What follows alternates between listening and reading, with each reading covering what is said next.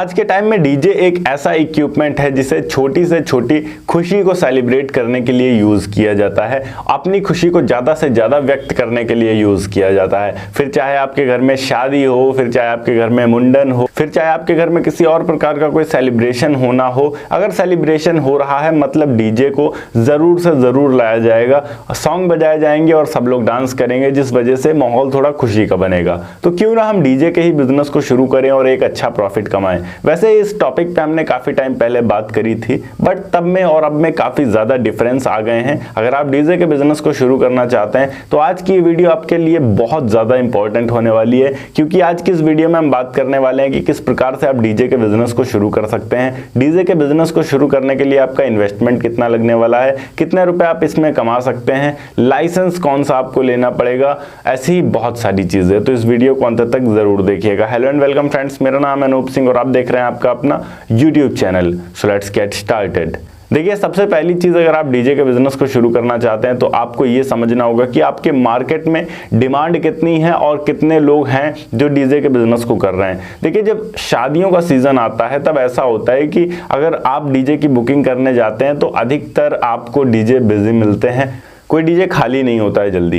तो सबसे पहले तो आपको ये देखना होगा कि क्या वाकई में आपके एरिया में डीजे की कमी है। मतलब जब सीजन आता है तब सारे फुल होने लगते हैं और कोई भी डीजे खाली नहीं रह जाता है, वैसी सिचुएशन आती है। अगर हाँ वैसी सिचुएशन आती है तो आपके एरिया में बहुत बेहतर अपॉर्चुनिटी है कि आप डीजे के बिजनेस को शुरू करें और काफी अच्छा प्रॉफिट आप कमा पाएंगे। दूसरी चीज यहाँ पर इंपॉर्टेंट ये है कि अब अगर आप डीजे के बिजनेस को शुरू करना चाहते हैं तो आपको डीजे के बिजनेस का एक्सपीरियंस लेना होगा। आपके किसी मित्र के पास कोई डीजे है, आप उनके साथ में उनकी बुकिंग्स में जा सकते हैं। कम से कम नहीं तो 1 महीने तक अगर आप किसी के साथ बुकिंग पे रहते हैं तो आप समझ पाएंगे कि डीजे का माहौल क्या होता है। अचानक अगर लड़ाई हो जाती है तो क्या करना होता है, कितने बजे तक डीजे चलाना होता है, कितने वॉल्यूम में चलाना होता है, एंड सॉन्ग कौन कौन से लेटेस्ट रखने चाहिए, हमें सॉन्ग कहाँ से मिलते हैं, ऑपरेट किस तरीके से किया जाता है। और इसके लिए सबसे आसान तरीका यही है कि आप अपने किसी मित्र के डीजे में उनके बुकिंग्स में जाएं कम से कम 1 महीने तक, ताकि आप माहौल को समझ सकें। या फिर अगर आपके किसी मित्र का डीजे नहीं है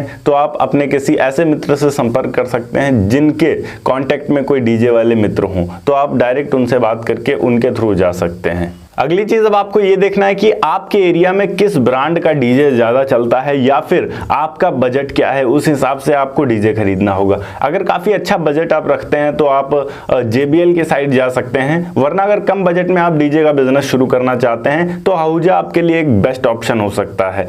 इसी के अलावा और भी कई सारे ब्रांड्स आते हैं लाइक भारत वगैरह, बट अगर आप कम पैसों में अच्छा चाहते हैं तो आहूजा मेरे हिसाब से सही रहता है। बाकी वो आपके ऊपर डिपेंड करता है कि आप कौन सा खरीदना चाहते हैं।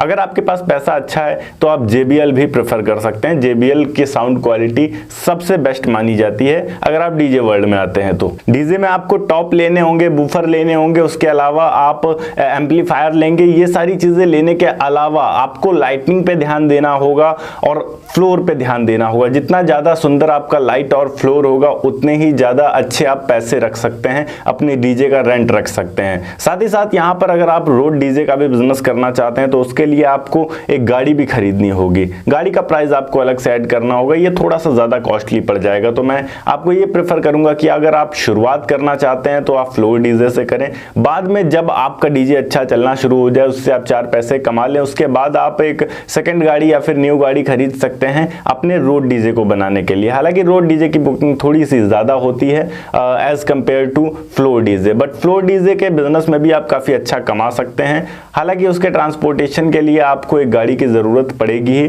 बट अगर आपका बजट ज्यादा नहीं है तो मैं कहूंगा कि आप शुरुआत में गाड़ी ना लें। बात करें यहाँ पर डीजे बिजनेस के लिए लाइसेंस हमें कहाँ से मिलेगा, तो आप अपने नगर निगम में जाएंगे, वहां पर आपको क्लियरली बता देंगे कि आपको लाइसेंस किस तरीके से मिलेगा। जो डॉक्यूमेंट्स वो बोलेंगे वो सारी चीजें आपको सबमिट करनी होंगी, देनी होंगी और बताना होगा अपने नगर निगम के एरिया में कि आपका एक डीजे का बिजनेस है और आपका बिजनेस रजिस्ट्रेशन हो जाएगा वहां पर। देन इसके अलावा आप GST रजिस्ट्रेशन करवा सकते हैं अगर आप बड़े लेवल पे अपने बिजनेस को शुरू कर रहे हैं। अब अगले चरण में कुछ बेसिक चीजें जो आपको खुद को करनी होंगी कि एक बेहतरीन सा नाम रखना होगा अपने डीजे का। जितना ज्यादा अट्रैक्टिव नाम होगा उतना ज्यादा अट्रैक्टिव डीजे लगता है, तो नाम थोड़ा सा ज्यादा अट्रैक्टिव रखने की कोशिश करिए। और इसके अलावा आपको रेंट तय करना है कि आप एक बुकिंग का रेंट कितना लेंगे। अगर आप फुल डीजे सेटअप लगाते हैं तो कितना लेंगे, अगर सिर्फ टॉप या बेस देते हैं तो कितना लेंगे, ये सारी चीजें आपको डिसाइड करनी होंगी। आपको लैपटॉप लेना होगा, आपको न्यू सॉन्ग्स डाउनलोड करने होंगे, आपको एक ऑपरेटर रखना होगा, या फिर अगर आप खुद ऑपरेट कर सकते हैं तो बहुत अच्छी बात है। आपको हर प्रकार के सॉन्ग्स को देखना होगा आपके एरिया में जो सबसे ज़्यादा चलते हैं, क्योंकि हर एरिया की अलग चॉइस होती है। इंडिया में अगर आप झारखंड साइड जाते हैं तो खोटा अधिक सुनते हैं, अगर आप बिहार में आते हैं तो भोजपुरी सुनते हैं, पंजाब में जाते हैं तो पंजाबी सुनते हैं, गुजरात में गुजराती, राजस्थान में राजस्थानी। तो आपको अपने एरिया के हिसाब से जो भी ट्रेंडिंग सॉन्ग्स होते हैं उनको अपने पास रखना होगा।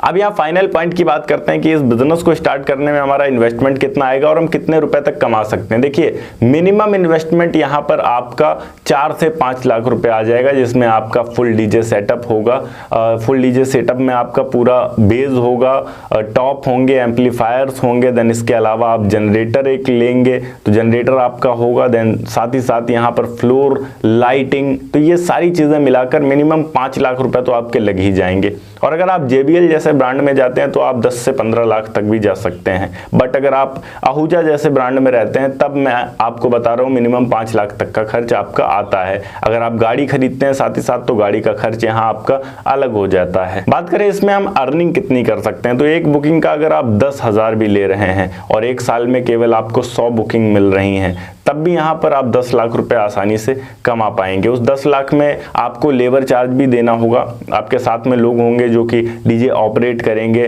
देन डीजे को इधर से उधर लाना ले जाना, ट्रांसपोर्टेशन, तो हम 2 से 3 लाख रुपए ये मान लेते हैं कि आपका इन सब चीज़ों में खर्च हो जाता है। फिर भी यहाँ पर आपके 7 लाख रुपए तक बच सकते हैं आसानी से, पर वो तब जब 100 बुकिंग आपको एक साल में मिलती है। कुछ सीजन ऐसे होते हैं जिनमें बिल्कुल भी बुकिंग नहीं होगी आपकी, और कुछ सीजन ऐसे होंगे जिनमें आप बिल्कुल भी खाली नहीं रह पाएंगे। तो डीजे का बिजनेस एक काफी बेहतरीन बिजनेस है और काफी अच्छा पैसा आप इसमें कमा सकते हैं। ओके गाइस, ये थी एक छोटी सी वीडियो कि किस प्रकार से आप डीजे के बिजनेस को स्टार्ट कर सकते हैं। अगर वीडियो अच्छी लगी हो तो वीडियो को लाइक करके चैनल को सब्सक्राइब जरूर कर दीजिएगा। मैं मिलता हूँ आपको नेक्स्ट वीडियो में एक नए टॉपिक के साथ, तब तक के लिए जय हिंद, वंदे मातरम।